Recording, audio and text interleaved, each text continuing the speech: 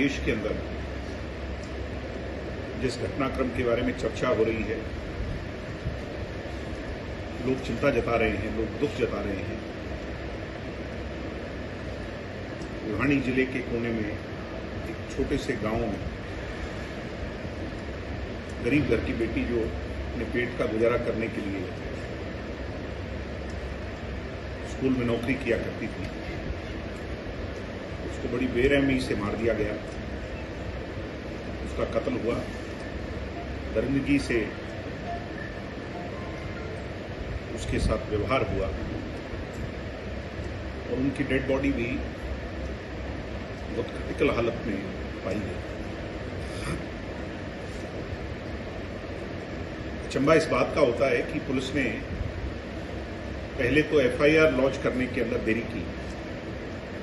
न केवल FIR launch होने में देरी हुई, बल्कि जब परिवारजन एफआईआर के लिए पुलिस वालों के पास गए तो पुलिस या तंत्र का ये कहना था कि आपकी बेटी कहीं भाग गई होगी, किसी के साथ संबंध बना लिए होंगे, कल सर्टिफिकेट लेकर के आ जाएगी। यानी न्यूनतम स्तर पर जो गिरावट की सीमाएं होती हैं, हरियाणा की पुलिस उस स्तर को भी पार कर चुकी है। बढ़ता बढ़ता ये मामला बाघ की तरह फैलना ही था। सब समाज ने, छत्तीस बिरादरी ने, लोगों ने उस मनीषा को अपनी बहन, अपनी घर की बेटी मानकर इसकी लड़ाई को प्रदेश में एक जंग के तौर पर छेड़ रखा है। और आपने देखा है कि हर वर्ग, हर समुदाय के लोग जो हैं मनीषा की आवाज़ को अपनी आवाज़ मान रहे हैं। हम राजनीतिक लोग भी समय समय पर उसकी आवाज़ उठा रहे हैं। मेरा आप लोगों से रूबरू होने का मकसद यही है कि कानून व्यवस्था इस कदर चरमरा चुकी है प्रदेश के अंदर। मैं ये कहूं कि दिवालिया पिट गया तो इसमें कोई अतिशोक्ति नहीं होती, और इसका अगर कोई जिम्मेवार है तो मुख्यमंत्री से सिवाय दूसरा कोई जिम्मेवार नहीं है। हरियाणा पुलिस के जो डीजीपी हैं आदरणीय कपूर साहब, वो बहुत योग्य अफसर हैं। और हमने, क्योंकि हम भी साथ में राजनीति के साथ साथ जब अफसरशाही की तरफ देखते हैं तो उनकी लोग बड़ी दुहाई देते हैं कि बड़े काबिल अफसर हैं। यहाँ के एसपी थे पहले, मनवीर जी थे, अब सुमित जी को लगाया है। ये भी बहुत काबिल लोग हैं, बहुत अच्छा काम करने वाले लोग हैं। उसके बावजूद पुलिस एक्ट क्यों नहीं कर पा रही? इसी मामले में नहीं, किसी भी मामले में एक्ट नहीं कर पा रही। जब मैं आपसे बात कर रहा हूं तो हरियाणा के एक प्रसिद्ध कलाकार एल्विश यादव के घर पर अब से कुछ मिनट पहले 2 दर्जन राउंड ताबड़तोड़ गोलियां सेक्टर 56 गुड़गांव के अंदर, तो कल्पना कर सकता है क्या? फायर कर करके लोग चले जाते हैं। ना गरीब सुरक्षित है, ना कोई अमीर सुरक्षित है, ना कोई कलाकार सुरक्षित है, ना व्यापारी, ना दुकानदार, ना महिलाएं, ना बेटियां। मुख्यमंत्री को कोई चिंता ही नहीं है प्रदेश में। और उसका सबसे बड़ा कारण है कि मुख्यमंत्री कमजोर है।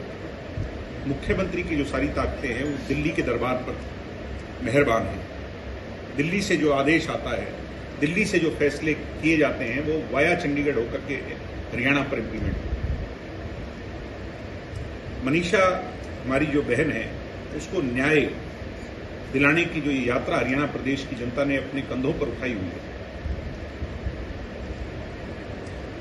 ये इस बीजेपी की सरकार के लिए लास्ट वार्निंग है, आखिरी चेतावनी है सरकार के लिए। जो कहते हैं पाप का घड़ा भर जाए और अत्याचारों की हद हो जाए तो फिर बदलाव आया करते हैं।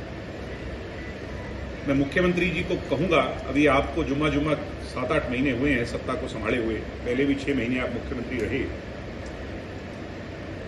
एक अच्छा व्यक्ति और एक अच्छे शासक होने में बहुत अंतर है। आपको हरियाणा के इतिहास से सीखना चाहिए। इस प्रदेश में चौधरी देवीलाल जैसे मुख्यमंत्री रहे, चौधरी बंसीलाल जैसे मुख्यमंत्री रहे, चौधरी ओम प्रकाश चौटाला जैसे मुख्यमंत्री रहे, चौधरी भजन लाल रहे, जो अच्छे शासक हुए, जिनकी प्रशासन पर कमांड है। मगर आज के मुख्यमंत्री की कोई कमांड नहीं। दिल्ली के दरबार का मुंह छोड़ करके हरियाणा प्रदेश की जनता की सुध लें और इस बेटी को न्याय दिलवाएं। आज जो चला गया उसको तो वापस कोई नहीं ला सकता।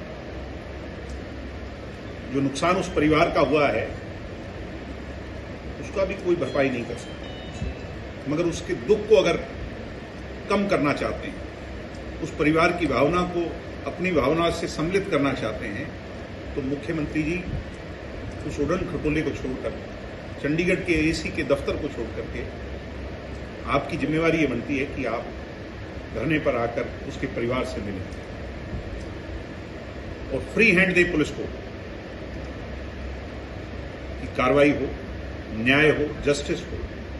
जो भी लोग हैं, क्योंकि जिस बर्बरता से किया हुआ है, ये प्राइमा फेसी कोई सड़क चलता राहगीर भी कह सकता है कि एक आदमी का काम नहीं है। इसमें मल्टीपल लोग इन्वॉल्व हैं। उन सब लोगों पर कड़ी और बड़ी कार्रवाई होनी चाहिए, सख्त कार्रवाई होनी चाहिए, उन्हें दंड दिया जाना चाहिए। They should be brought to justice. हम भी इसकी मांग करते हैं पार्टी के लोग। मगर मुझे एक शंका है कि जब इस तरह का बड़ा मामला, जब निर्भया का मामला दिल्ली में आ गया था, पुलिस जब असली बदमाशों तक, जुर्मगार हैं उसके, उन तक जब नहीं पहुंच पाई थी शुरुआती दौर में, तो अननेसेसरली कुछ लोगों को परेशान करने का काम किया। आज मुझे चिंता इस बात की है